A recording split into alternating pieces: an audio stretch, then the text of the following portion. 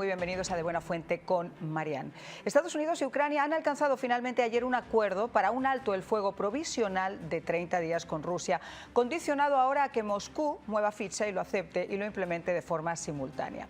Como parte de ese compromiso, Washington va a levantar de inmediato la suspensión del intercambio de inteligencia y la ayuda militar a Ucrania, que había sido congelada tras ese tenso encuentro entre Zelensky y Trump en el despacho Oval el pasado 28 de febrero, donde se suponía que iba a firmar el acuerdo de explotación de minerales raros, pero que tras el enfrentamiento con el vicepresidente y con el propio Trump ante las cámaras de televisión terminó como el Rosario de la Aurora, saliendo de la Casa Blanca como alma que lleva al diablo con el acuerdo sin firmar y una buena lección de ubicación, advirtiéndole que en sus manos también estaba conducir al mundo a una tercera guerra mundial. Este importante anuncio del acuerdo que han hecho en el día de ayer como paso previo a negociar el acuerdo de paz fue realizado por el secretario de Estado, por Marco Rubio, y por el consejero de Seguridad Nacional, por Mike Waltz, a quien estaban viendo en sus pantallas, tras una reunión con emisarios ucranianos en la ciudad de Jeddah, en Arabia Saudí. Y en un extraño marco, además, donde las partes se están sentando a negociar la paz, pero, oiga, siguen enfocados en seguir queriendo hacer la guerra. Se evitó por todos los medios hacer comentarios sobre el ataque masivo, en el que 343 drones atacaron 10 regiones rusas, dejando a 3 personas muertas y 18 heridas, incluyendo a 3 niños, como respuesta al ataque de Rusia a Ucrania la pasada semana, también con 126 drones, y que fue en su momento duramente criticado por Trump, que incluso llegó a amenazar a Putin con serias sanciones. Ahora, y salvando esos escollos, la oferta es clara: alto el fuego y negociar, porque no hay una solución militar. Con estas palabras y en una improvisada rueda de prensa, Rubio aseguró al finalizar el acuerdo que la guerra tiene ahora un único objetivo, que es alcanzar la paz y tomar el camino del diálogo antes de seguir disparando. Añadió que ese es el compromiso que obtuvieron de Ucrania y que ahora han transmitido a Rusia a través de múltiples canales y conversaciones, a la espera de que Moscú pueda llegar a aceptarlo. Que el tiroteo, las muertes y el sufrimiento tienen que cesar y que las negociaciones den paso a una paz permanente. En la declaración conjunta, ambas partes afirmaron también que Estados Unidos va a comunicar a Rusia, como les comentaba, que la reciprocidad rusa es clave para lograr la paz. No obstante, aún no está muy claro si el Kremlin va a aceptar la propuesta. Steve Witkoff, que es el enviado de Trump para Oriente Próximo, va a viajar a Rusia en los próximos días para continuar las conversaciones tras haber mantenido esa reunión de más de 3 horas con Vladimir Putin en el mes de febrero. Según un comunicado oficial de la presidencia ucraniana, se priorizaron esfuerzos humanitarios durante la tregua. ¿Qué incluye esto? Bueno, pues el intercambio de prisioneros de guerra, la liberación de los detenidos civiles y el retorno de niños ucranianos que fueron trasladados por la fuerza y que se llevarán a cabo en la segunda fase de estas negociaciones. También se confirmó el inicio de negociaciones para una paz duradera con la participación de los socios europeos. El consejero de Seguridad Nacional, Mike Waltz, ha destacado la importancia del alto el fuego como ese primer paso hacia el fin del conflicto, porque el intercambio de prisioneros y la liberación de detenidos solo pueden alcanzarse y avanzar si cesa el enfrentamiento.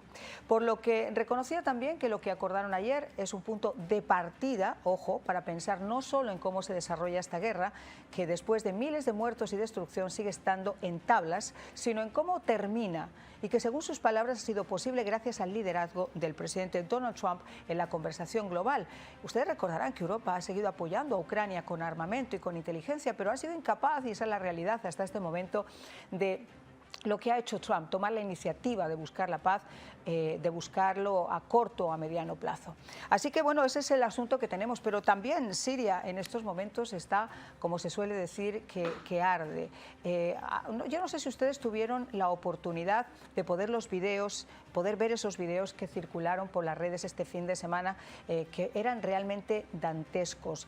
Resulta que ahora salen los pobres de Málaga para meterse, como quien dice, en Malagón.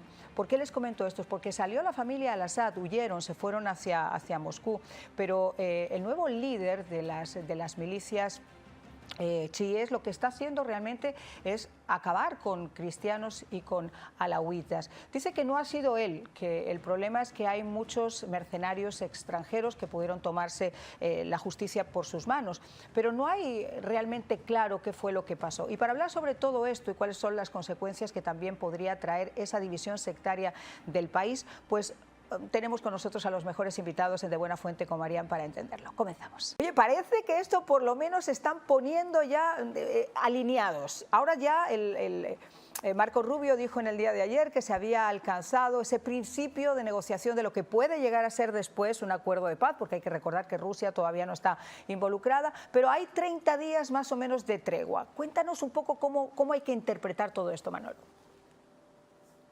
Bueno, yo creo que todo habría que interpretarlo a partir de lo último que dijo Marco Rubio en la conferencia, que algunos lo traducen como tejado, otros como cancha, que el balón estaba en el tejado o en la cancha de Putin. Y al final también decía que si Putin no aceptaba, si Rusia no aceptaba, pues se entendería realmente la paz de parte de quién o de quién no se quería en este conflicto. Lo que está totalmente claro, Mariana, es que definitivamente el arreglo de este conflicto está cerca porque sencillamente Putin recibe esta semana al enviado especial de Trump, y al recibir al enviado especial de Trump automáticamente se van a sentar a discutir los asuntos ya pendientes, y es qué va a pasar con la OTAN, que no entre a dejar ningún contingente dentro de Ucrania, porque eso sería tener a la OTAN dentro de Ucrania. El compromiso de Ucrania, que no quiere ser más miembro o candidato para entrar dentro de la OTAN. Son los compromisos que Putin quiere ver en el papel, y por supuesto el compromiso de Putin de que no se vuelva a mover desde la frontera que allí se establezca, Mariana. Vamos a escuchar, si te parece, qué fue lo que dijo Marco Rubio en el día de ayer, Manolo. Perfecto. We're going to take the offer to them. We're going to tell them this is what's on the table. Ukraine is ready to stop shooting and start talking. And now it'll be up to them to say yes or no. I hope they're going to say yes. And if they do, then I think we made great progress. If they say no, then we'll unfortunately know what the impediment is to peace here. But the president's been abundantly clear. He wants the shooting to stop. He wants the warfare to stop. He wants the dying and the suffering to stop. And he believes, and rightfully so, that the only way to end this war is to negotiate an end to it. Y bueno, esos son realmente muy buenos deseos, los de Marco Rubio, traducidos a los deseos del presidente de acabar con esta guerra, pero ahora, como estamos viendo, tiene que entrar Rusia en este conflicto. Yo no creo que el marco perfecto haya sido el ataque a 10 regiones rusas, a 10 ciudades rusas en el día de ayer por parte de los drones ucranianos, que acabaron con la vida de 3 niños y que acabaron también con la vida de civiles. Así es, y acuérdate que también simultáneamente Putin bombardeaba Kryvyi Rih. Kryvyi Rih es Cuerno Torcido, que es la ciudad donde nació Zelensky. Allí también hubo varios civiles muertos. Fíjate que, o sea, los ataques fueron de lado y lado, y como cosa curiosa, Putin criticaba a Zelensky de que no quiere la paz por el ataque que le hizo sobre todo a Moscú, donde los drones llegaron. Y a su vez Zelensky dice lo mismo, que Putin no quiere la paz porque atacaba justamente su pueblo de nacimiento. Entonces, pero esto es normal y natural. Cuando se acuerda algo en medio del fuego, simplemente se tiene que seguir negociando en medio del fuego, y es lo que está pasando aquí. Aquí en ningún momento se estableció de que vamos a callar los fusiles mientras nos sentamos a la mesa de negociación. Todavía no se ha hablado de eso. Lo que está totalmente claro son esos 30 días, Marian, que Putin no los aceptaba. Putin quiere una paz total. ¿Por qué Putin quiere la paz total? Porque según Putin, ya el ejército de Zelensky está totalmente diezmado, está prácticamente eliminado. Hoy, las noticias de hoy de medios independientes dan cuenta de que Zelensky ya viene en reversa, ya viene en retirada, franca retirada de Kursk. Quiere decir que Zelensky no va a poder sostener esos territorios para poderlos negociar, los que se ha quedado. También que Putin está avanzando de las posiciones que tenía, está aumentando su poderío de tierras, está conquistando más tierras en el día de hoy, miércoles. Entonces, eso te dice la dimensión de las cosas. Entonces, Putin dice que 30 días o un plazo corto de paz significa simplemente darle un buen respiro a Zelensky, y eso es lo que él no quiere, porque él se ha dado cuenta de que la ayuda militar no llega, la ayuda de inteligencia no llega, y por lo consiguiente Zelensky se está viendo diezmado y obviamente más aún se ve obligado a sentarse a negociar por las condiciones en las que está, Mariana. Manolo, tú has pasado muchísimos años en Rusia, como recordaba nuestros televidentes. Tú eres además una persona que ha sido corresponsal internacional de cadenas internacionales. Conoces perfectamente al personaje. No me quiero extender mucho en un bully, en un expansionista, en una persona totalmente inestable como es Vladimir Putin, un agresor como es Vladimir Putin, que fue quien obviamente inició esta guerra entrando en Ucrania. No quiero extenderme con la figura de Putin porque ya sabemos quién es, no le vamos a cambiar el papelito. Ahora, sí quisiera detenerme un poco en la figura de Zelensky, porque creo que es importante verlo dentro de este contexto. Yo el otro día estaba escuchando que lo habían maltratado, que lo habían...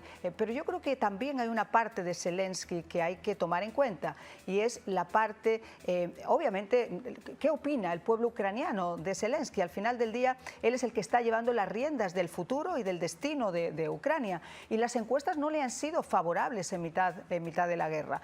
Y es cierto, no vamos a negarlo, y eso quiero que me lo ratifiques, que cuando se está en guerra hay una ley marcial por la cual no se pueden convocar, obviamente, elecciones. Es entendible que él pueda extender su mandato y eso no le convierte en un dictador, pero lo que sí le convierte en una figura más o menos polémica es el hecho de que a los que sí estaban resaltando en esas encuestas como favoritos, como personas que le superaban en popularidad para el público de Ucrania, no para la comunidad internacional, a uno lo ha desplazado como diplomático y al otro lo ha desplazado, creo, no sé a qué otra posición era. Es decir, él también está tratando de mantener su postura hasta que hasta que acabe la guerra, pero no sé después cuáles son realmente sus intenciones, Manolo.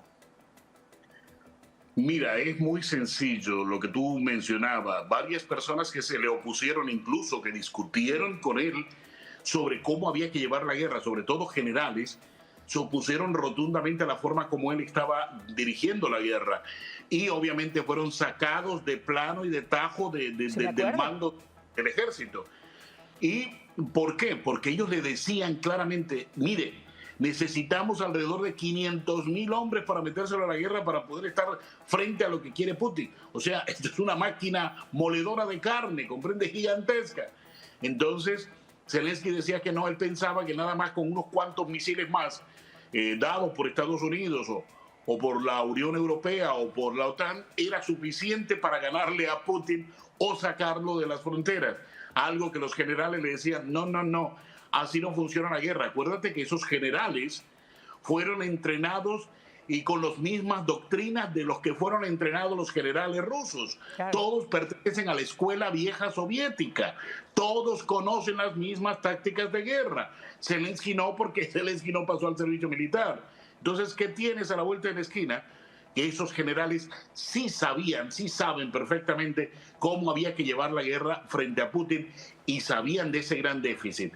Muchos, no fueron uno, dos, tres, fueron muchos los que Zelensky le tocó sacar del camino porque se oponían a los planes de él.